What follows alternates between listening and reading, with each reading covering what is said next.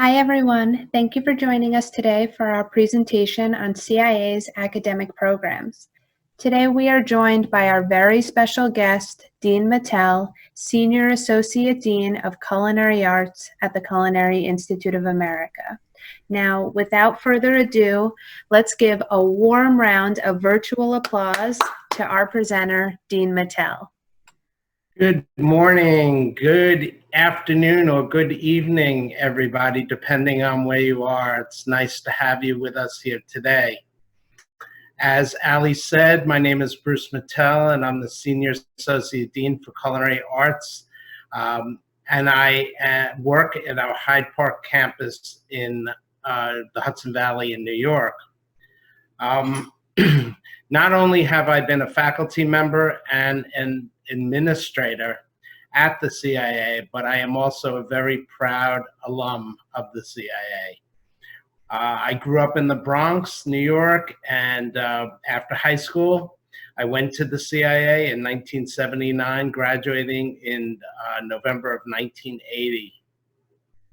From there, I went into New York City and became a cook, and then eventually a chef in some of the finest restaurants, including Le Bernardin, Prunelle, and Montrachet. After about 10 years in New York City, I opened my own catering business in Westchester, New York. It was called Custom Cuisine, and we were an off-premise caterer, and we had a gourmet market as well.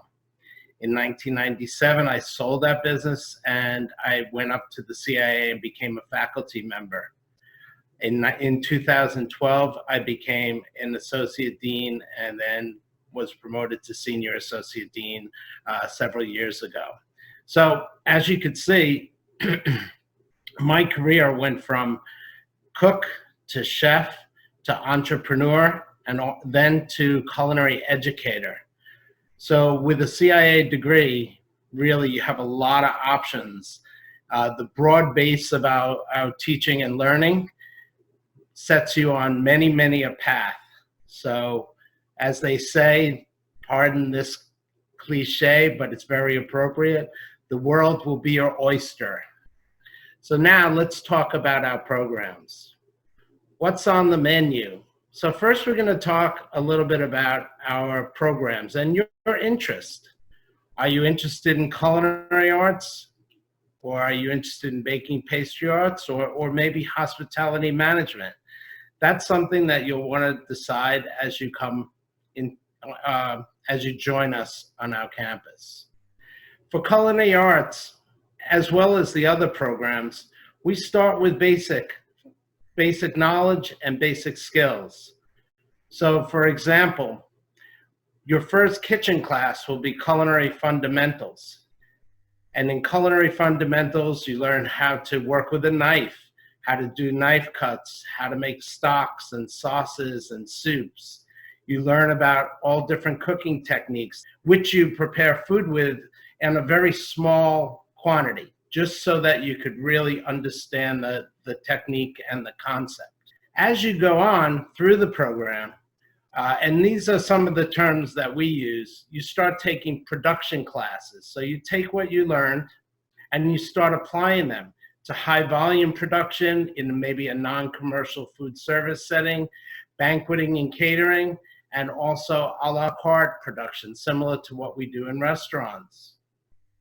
From there, you enter into our specialization classes, including baking and pastry for culinarians, garde manger, the art of the cold kitchen and charcuterie, as well as global cuisine courses featuring Mediterranean cuisine, Asian cuisine, and cuisines of the Americas. All along, while you're going through these cooking lab courses, you are also taking courses and learning about nutrition, how to develop menus, and above all, how to be profitable and control your costs. After the specialization classes, you will go into what we call our restaurant education experience. And that includes a comprehensive wine and beverage course, as well as back of the house and front of the house in our on-campus restaurants, which are all open to the public.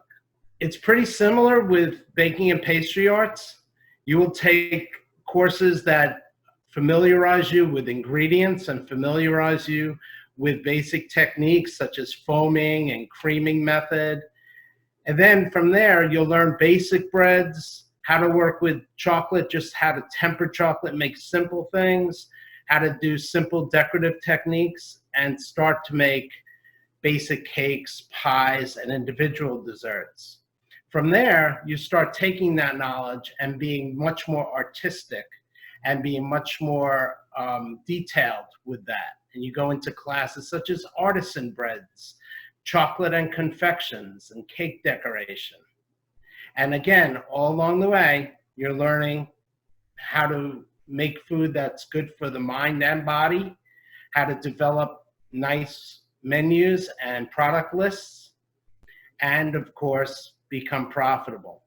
And just like the culinary students, the baking and pastry students work in our on-campus restaurants as well as our bakery cafes. And we'll talk more about those restaurants and cafes in just a little bit.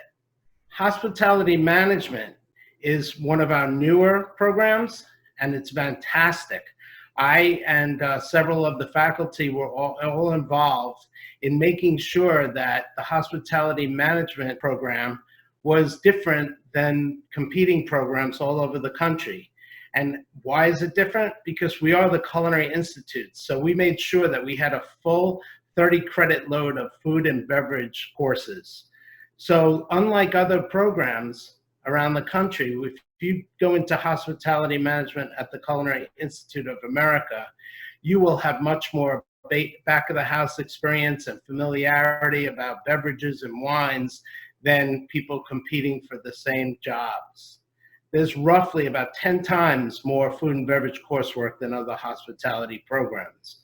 And along with that, there are courses that are basic business courses that are incorporated in that program, as well as courses that are very specific to hospitality management. A little bit about our restaurants. Our restaurants that you see listed here are representative of our 3 domestic campuses. The American Bounty is an American regional and farm-to-table restaurant that's on our Hyde Park campus. The Bocuse restaurant is a fantastic upscale French brasserie featuring modern French and European flair food. Our Ristorante Caterina de' Medici is our Italian restaurant on our Hyde Park campus. The Gatehouse restaurant is a farm-to-table restaurant specializing in California cuisine on our Greystone campus. Savor, one of our newer restaurants, has a Latin American flair, and that's on our San Antonio campus. The Tavern at the American Bounty is a more casual option that's in the front part, the lounge area of our American Bounty restaurant in Hyde Park. Our Post Road Brewhouse is also in Hyde Park, and that is a gastropub that focuses on pairings that are associated with our beers that are brewed right on our Hyde Park campus. Our Apple Pie Bakery Cafe is run by our baking and pastry students. It's probably the busiest restaurant that we have on our Hyde Park campus, as well as the Bakery Cafe, the Ely Bakery Cafe in Greystone, and the CIA Bakery Cafe in San Antonio, Texas. Now let's talk about our bachelor's majors. When you come to the CIA, you could declare this one of these as your majors. And the first one is food business management. The second one is culinary science, very different from food science, applied food studies, and hospitality management. With food business management, you are taking business courses that may be very similar to other colleges. However, the thing that we do at the CIA is no matter what we're teaching, we try to make it relative to the food business. So if you're doing a case study in accounting, it's likely to be a case study associated with a hotel or a resort or a restaurant group. We teach you how to write a business plan, and we identify the job market for you and what you could do with this degree. Culinary science is a very, very wonderful program that I like to put in this. I'll give you this perspective. Years ago, prepared foods, or like manufactured foods, or foods that you may find in a supermarket or in a gourmet shop that's been prepared elsewhere, were largely a result of the work of food scientists. And although food seemed pretty interesting, it wasn't always the best. And these food manufacturers, they decided that they needed culinarians and chefs to create the gold standard for the product, and then have their food scientists emulate that product so that it met the increasing intelligence and food savviness of the public. Well, this culinary science degree gets our students ready to kind of do both. While there's a lot of food science involved, it's also about quality of food and how to make sure that anything that is prepared for widespread distribution is of the best quality. And some of the things that we teach: fermentation, sous-vide cooking, which is very popular. And we have the equipment there to really monitor very fine qualities and characteristics in the food so that we know we could scale up and get a consistent product. Applied Food Studies is a fast-growing program at the CIA because of everything that's happening in the world related to agriculture and food distribution. It's about creating policy. It's about working with farmers and agriculture.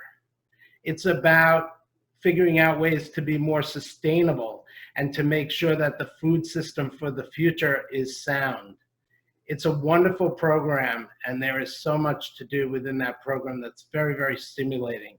We have gardens, beautiful gardens on campus that the food studies students experiment with and grow a lot of the food that we use in our other production kitchens. Hospitality management, as mentioned before, prepares you for the food and beverage management positions, for becoming a resort manager. Many, many jobs require these high-level management positions, are representative of these high-level management positions. You will have a full understanding of how an operation works and how to establish profitability and how to control costs and how to manage labor. You will also get an intense education, and probably the most important thing, hospitality in general, how to treat customers, how to make your customers return customers, and how to deliver top-tier experiences that are unlike those of your competitors and set yourself apart. Students that are in our bachelor's program have the opportunity to also do a one-semester concentration, and that sometimes takes them to another CIA campus or even someplace abroad. This is a wonderful opportunity that really helps you build on your resume, and it signifies to a potential employer that you are a specialist in a specific area. So let's look at some of those. The Latin American cuisine concentration is a wonderful one that's delivered domestically on our San Antonio campus. The advanced wine, beverage, and hospitality concentration is delivered in our Greystone, California campus. Advanced baking and pastry, also out in California on our Greystone campus. Mediterranean cuisine, it's a program that we just began in conjunction with the University of Barcelona, and it takes place in Barcelona, Spain. Our entrepreneurship concentration takes place on our Hyde Park campus, where students conceptualize a multi-unit restaurant concept, and then after a semester of planning that concept, actually launch it at our big student dining area in an area called The Egg on our Hyde Park campus. Farm to table concentration is very agricultural centric, and that takes place both in California and in New York. Asian cuisine on our Singapore campus. Italian cuisine in Puglia, Italy. And our Japanese cuisine concentration takes place on our Hyde Park campus, but there is a 10-day trip to Japan associated with that concentration. So all of these opportunities present the student with an opportunity to say, and I really specialized in this area while I was at the CIA. That was a quick presentation. I hope it was comprehensive enough. And I'm going to turn on my video and we could start taking questions. Great. Thank you so much, Dean Mattel. That was really helpful. So we have some great questions coming in. We'll try to get to as many as we can. You touched upon this before, but can you talk about maybe some specific career opportunities for students in applied food studies versus maybe students taking our culinary science major? Well, let's start with culinary science. So culinary science, a lot of students go into research and development and work for big food companies such as M&M Mars or McCormick or Rich's Food Products. But that's not all that they could do. They can also work with non-for-profits or governmental agencies such as the FDA, the Food and Drug Administration, or the USDA, and get more involved in regulatory issues as well as testing of certain products and determining what food safety aspects need to be looked at those products. So there's a lot of interesting things that they can do. For applied food studies, you can go into politics and be an advisor to politicians who affect food policy. You could work for different companies as the sustainability officer, which is a career that has been a career choice that is increasingly in demand. And you could work in conjunction with farmers and restaurants as the liaison between farmer and the end user to determine what crops could be made, should be grown for those end users and what might be really appropriate. So things of that nature. That's great. Thank you. I'm going to take it one step further because it sounds like we have some students interested in baking and pastry. So maybe you can talk about just some baking and pastry career opportunities. So a lot of the baking and pastry students want to, when they come in, they want to open their own bakeries. And that is definitely a possibility. Other career paths that you could take as well. And some of them are just working for big companies and developing products and also doing research and development of new baked products. There is a big market now in products that are made in an alternative manner. So they address things such as gluten-free or sugar-free or allergen-free. And of course, there's always the restaurant pastry chef positions and working for caterers and again, making a signature product for distribution is also a career path that these students take. Okay, great. So I think there might be a little confusion about our concentration and whether it's different from our externship. So we didn't touch upon externship. So maybe you can highlight some of the details about that. Yes, unless you have transfer credits for externship. Externship is a requirement as opposed to the concentration being recommended but not a requirement. So that's one big difference. And the externship takes place most often in the early part of your tenure here at the CIA. An externship is a one semester period where you actually go out and get on the job training. And our career services department has been working for a very long time, building relationships with employers all over the country and even internationally to provide really excellent work experience opportunities for our students. We have roughly about 1,500 sites that are pre-approved and in our database.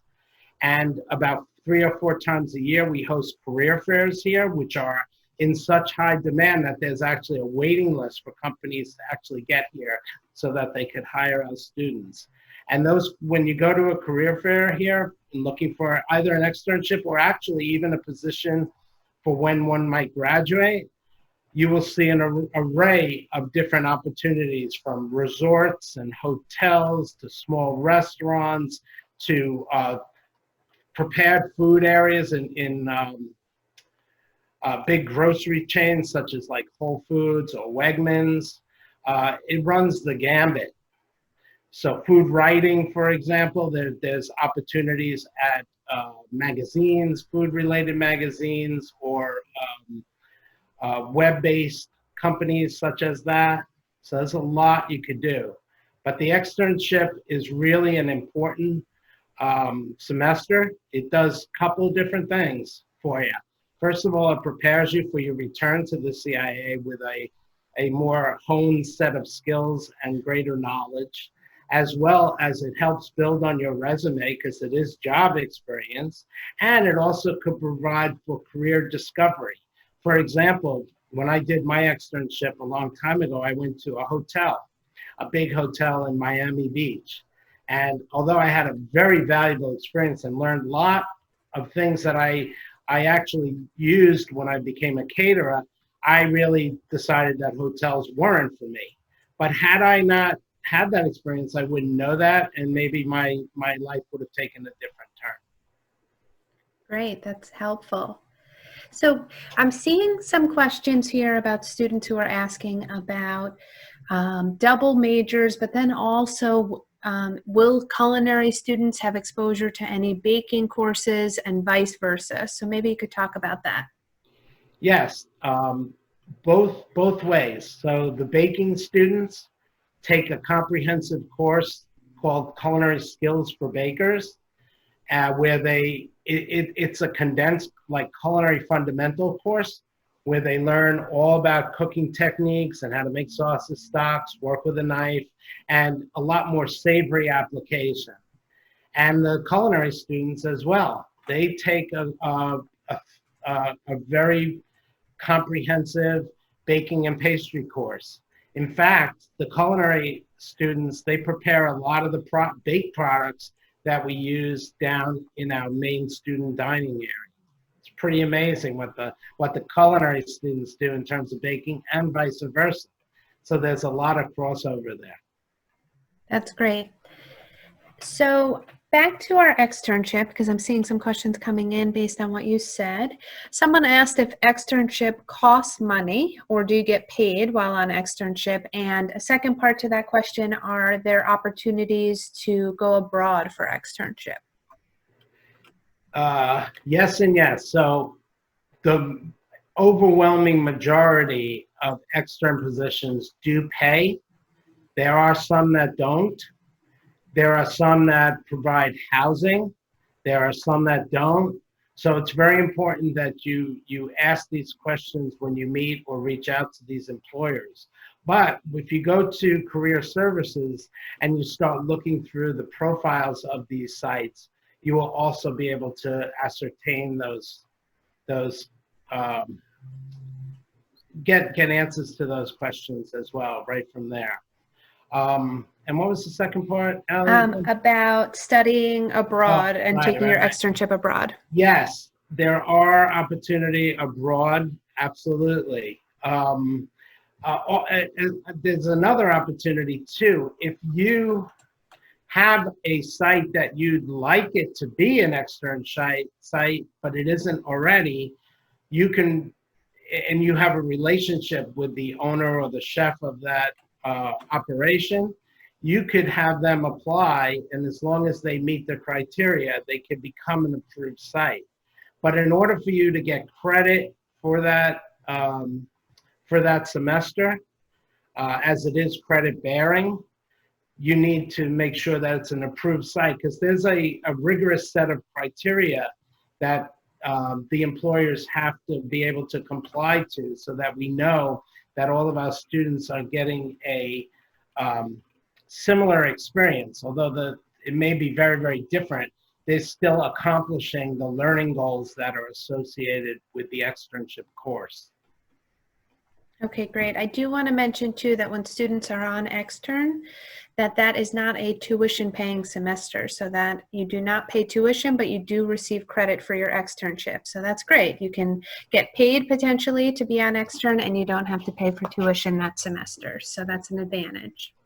So my externship, I got paid $3.10 an hour, but I did get housing. Very nice.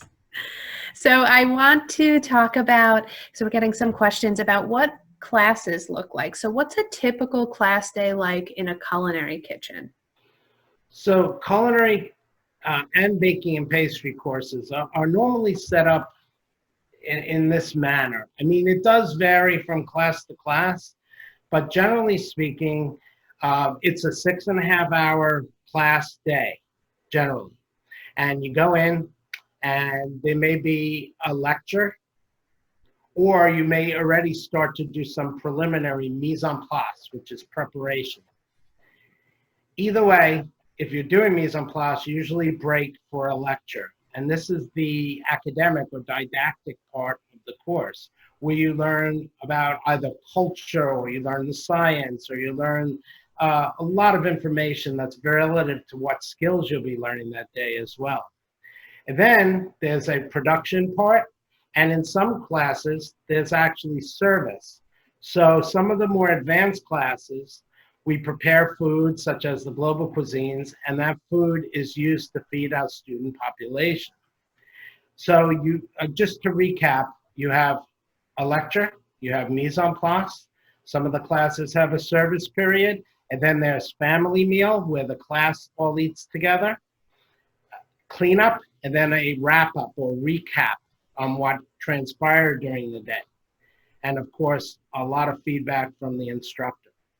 And roughly that all takes place within roughly a 6.5 hour period or so.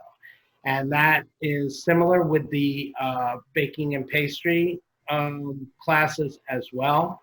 The baking and pastry classes don't have really a service where they act, unless they're in their restaurant courses and doing desserts in the restaurant courses. But many of the classes, as sort of like a capstone exercise for their class, they prepare a whole bunch of different things, and then they invite people in to taste and to provide feedback.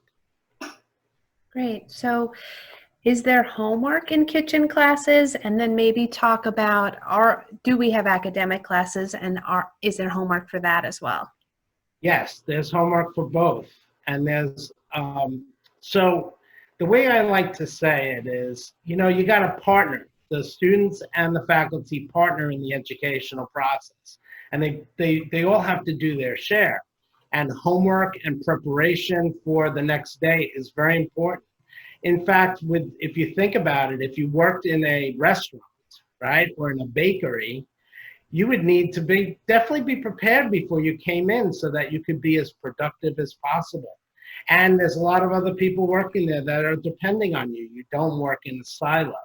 So yes, there's at the minimum, usually there's related to the lesson of the day, there are key terms that need to be known and study questions that need to be answered, and often some type of a reflection piece, and that's with the kitchen classes. And then of course the academic classes, which are usually laid out over a semester, those courses have a range from, sometimes daily homework to, papers and other types of interactive activities, group presentations, etc. Anything that a normal college, as we are a normal college, we're better than that. So we do all the same thing. It's a partnership in learning, and we facilitate that learning so the students could be active participants and get the most out of their education. Okay, great. So I'm seeing, some questions as a follow-up to that. So maybe you can talk about what final exams are like, or tests are like. Someone asked, are they cooking tests? Are they paper tests? Are they both? They're both. So often there are written assessments as well as practical assessments. There in the kitchens and bake shops, there's often a daily performance grade where the instructors use a rubric, and it's how you're being graded on actually how you're performing. What are you doing physically and mentally while you're in class? And it's a combination of that. And some tests are written in class, some tests are on our learning management system. We use Moodle, which is like Blackboard. So a lot of things will be online as well. So it's you could be learning at any time of the day. Great. So are there leadership opportunities available in the kitchens, in the bake shops, and just on campus in general? Yes. So it's quite often that the students are divided into groups as they go through the lab courses, and groups of roughly 20 students or so. And we ask that there is an election of a group leader that acts as the liaison between the instructor and the students. So there's opportunities there for someone to emerge as a group leader. It's not that then they shouldn't take that role to any extent where it jeopardizes anything of their own education, but it's simply really to be a liaison and to every once in a while maybe inspire or motivate the group as best as they possibly can. And then upon completion of your degree, we have many opportunities to become managers in training and actually become employees of the Institute and work in our restaurants, either back in front of the house or our bread baking shop or our bakery cafes or high volume production. We have lots of different manager and training opportunities all throughout the program. So that's another way to emerge as a leader. And then not only did you get a CIA degree, but you also have been an employee of the CIA and learned a lot of different management strategies. It's sort of like being either a sous chef or an assistant manager, dining room manager. I mean, you could kind of equivalate that to those types of positions. So we mentioned some academic classes that are offered. So can you talk a little bit more about what types of academic classes we have, and are they related to food? Are they unrelated to food? What's typically taught? Well, initially you'll take courses such as food safety and nutrition and introduction to food systems. These are our academic courses that are directly related to food. And then as you go into your later years here, you are taking academic courses like economics or accounting or language courses or cuisines and culture courses. But like I said before, although these are general education and liberal arts types courses, the instructors especially make sure that they're relative to the food business whenever they can. Right, that's great. So we get this question often, and I've seen it a couple times asked here. So students are saying, that they're nervous about starting, and they're wondering, should they have gone into a vocational program in their high school? If they didn't, does it set them apart or set them back at all? So any advice you can give or just speak upon that topic? Absolutely. Look, we start from the beginning here, and really no one necessarily has an edge. And you know what? We try to cultivate this philosophy. If you think your skills are better than somebody else, then help the other person. It's not like we don't have intimidation. We don't deal with intimidation here. We make sure that it is a very sharing environment. But the bottom line is we start from square one. And quite frankly, I've seen people with a lot of experience that actually have built up pretty bad habits. So sometimes, most of the time, when you start with a blank slate and you just have really people with great attitudes and desire to do well, you actually come out with a better product in the end. So I wouldn't worry about that at all. We have a range of students, but most of them come in with very, very little to no experience. And we make, by the time they leave, they're really, really sharp. Yeah, I agree. That's great. So I think we only have time for one or two more questions. I think we maybe have some students joining us from our California campus who are interested in attending there. Is there a difference between the curriculum at the New York campus versus the California campus? No, there is no difference. The curriculum, so all courses are based on established learning outcomes. And these learning outcomes have been developed by faculty groups. And that is our contract with the student. Now, the instructor's approach may vary a little, as well as operations may vary a little. Because, for example, we have 5 restaurants at the CIA Hyde Park, and 2 restaurants on the other campuses. So that changes things a little. But no, it's the same education, the same learning outcomes, the same level of learning, all of that. Okay, great. So last question, and this is just a fun one because you mentioned it before, and this could give people kind of a sneak peek of what they might learn as a CIA student, but someone asked, what is sous vide cooking? So sous vide cooking is when you take items and you put them in an anaerobic environment, you vacuum pack them, excuse me, and then they are typically cooked in very, very low temperatures for a very long period of time. Usually with what's called a circulator. So, it's like bags of food and you put it in water and you use a circulator that circulates that food at a very consistent temperature, somewhere around like 150 degrees or slightly less for a very long period of time.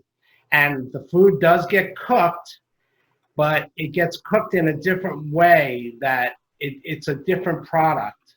There's better yield, and it just has different characteristics that are often more desirable to some. I'm real old school, so for example, I've done sous vide short ribs, and when you open up the package, like most beef, when you cook it, would be like gray, right? Cooked, right? Yeah. But it's still kind of red, but it is cooked. And then you put a beautiful sear on it, and it's cooked, but it's like red inside. So, but it's very tender. So it's a little different, and it's very delicious. But me personally, I make a wonderful traditionally braised short rib, and I'm happy with that. Well, we'll have to come to your house one day to try that out. There is some really wonderful applications for sous vide food for the catering industry, however. So there are some really practical applications. See, you get me talking about food, I can't stop. All right, well, I think that's all the time we have for today. I do want to say thank you so much, Dean Mattel, for presenting. This was very helpful. So again, thank you all for attending today. We really look forward to welcoming you to our campus in the future. Thank you. Thank you.